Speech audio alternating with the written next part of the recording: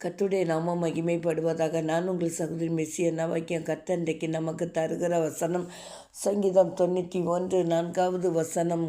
அவர் தமது சிறகுகளாலே உன்னை மூடுவார். எவ்வளவு அருமையான வசனம் பாருங்க. ஆமாங்க, நீங்கள் பயந்து நடுங்கி கொண்டு இருக்கிற காரியத்திற்கு ஒரு பாதுகாவலை தருவேன் என்று சொல்லி கர்த்தர் வாக்கு கொடுக்கிறார். ஒருவேளை நோயினால் நீங்கள் கலங்கி கொண்டு இருக்கலாம். இந்த நோய் என்னவாக முடியுமோ, என்னிடத்துலையோ பணம் இல்லை, இவ்வளோ பெரிய வியாதி என்னிடத்துல வந்திருக்கிறதே என்று சொல்லி நீங்கள் கலங்கி கொண்டு இருக்கலாம். சத்ரு போராட்டத்தின் நிமித்தம் நீங்கள் கலங்கி தவிக்கலாம். இந்த பிசாசு போராட்டம் என்னை வாதிக்கிறதே, இதிலிருந்து எப்படி நான் விடுபடுவேன் என்று சொல்லி நீங்கள் கலங்கலாம். அல்லது கடன் பிரச்சனையினால் அல்லது மனித சத்துருக்களின் நிமித்தம் நீங்கள் கலங்கி தவித்து கொண்டு இருக்கலாம். ஆனால் தேவன் இன்றைக்கு சொல்லுகிறார், உங்களை தமது சிறகுகளினால் மூடுவேன் என்று சொல்லி வாக்கு கொடுக்கிறார்.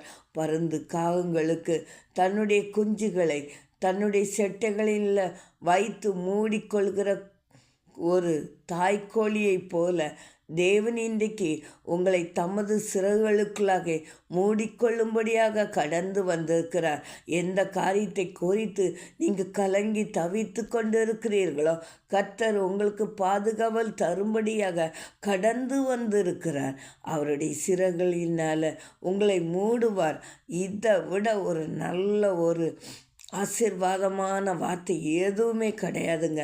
நமக்கு ஒரு அடைக்கலம், நமக்கு ஒரு பாதுகாப்பு இன்றைக்கு வரும். அவரால் வரும், அவரால் மட்டுமே அதை தர முடியுங்க.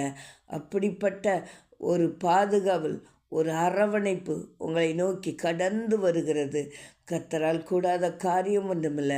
இனிமே உங்களுக்கு எதிராக இருக்கிற காரியங்களை குறித்து நீங்கள் கலங்கவோ அல்லது திகைக்கவோ தேவையில்லை. அவர் தமது சிறகுகளினாலே உங்களை மூடி மறைத்து எல்லா இக்கட்டுக்கும் விடுவித்து காப்பேன் என்று சொல்லி கர்த்தர் வாக்கு கொடுக்கிறார். அவரால் கூடாத காரியம் ஒன்றுமில்லை. கர்த்தர் இந்த வார்த்தை ஆசீர்வதிப்பாராக. ஆமென்.